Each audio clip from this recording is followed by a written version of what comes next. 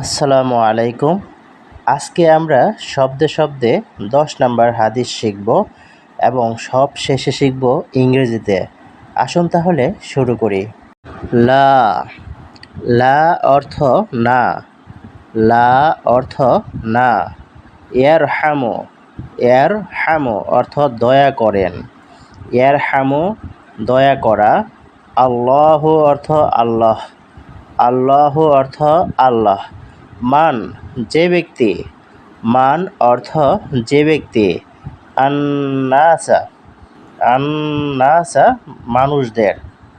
আন্নাসা মানে হলো মানুষদের। 10 নাম্বার হাদিসটি হলো লা ইয়ারহামুল্লাহু মান লা ইয়ারহামুন্নাস। লা ইয়ারহামুল্লাহু মান লা ইয়ারহামুন্নাস। লা ইয়ারহামুল্লাহু মান লা ইয়ারহামুন্নাস। যাদের আরবি পড়তে অসুবিধা হয় তাদের জন্য বাংলায় উচ্চারণ দেওয়া আছে, আপনারা এই উচ্চারণ দেখে পড়তে পারেন। 10 নাম্বার হাদিসের বাংলা অর্থ হলো আল্লাহ তাআলা ওই ব্যক্তির ওপর রহম করেন না যে মানুষের ওপর রহম করে না। আল্লাহ তাআলা ওই ব্যক্তির ওপর রহম করেন না যে মানুষের উপর রহম করে না। আল্লাহ অর্থ আল্লাহ। আল্লাহ অর্থ আল্লাহ।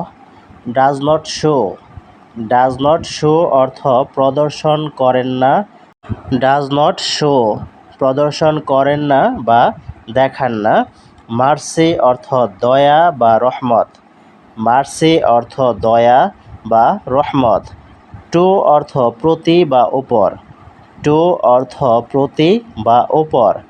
দ্য ওয়ান, দ্য ওয়ান অর্থ সেই ব্যক্তি। দ্য ওয়ান অর্থ সেই ব্যক্তি। হু অর্থ যে। হু অর্থ যে। ডাজ নট শো প্রদর্শন করে না। ডাজ নট শো প্রদর্শন করে না। মার্সি অর্থ দয়া বা রহমত।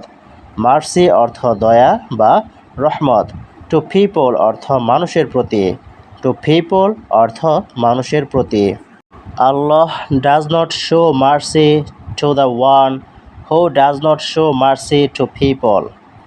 আল্লাহ does not show mercy to the one who does not show mercy to people. আমরা যদি অন্যের প্রতি দয়া না দেখাই তাহলে আল্লাহ তাআলা আমাদের ওপর দয়া করবেন না।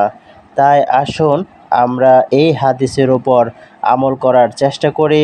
আল্লাহ তাআলা আমাকে, আপনাকে, সবাইকে এই হাদিসের ওপর আমল করার তৌফিক দান করুন।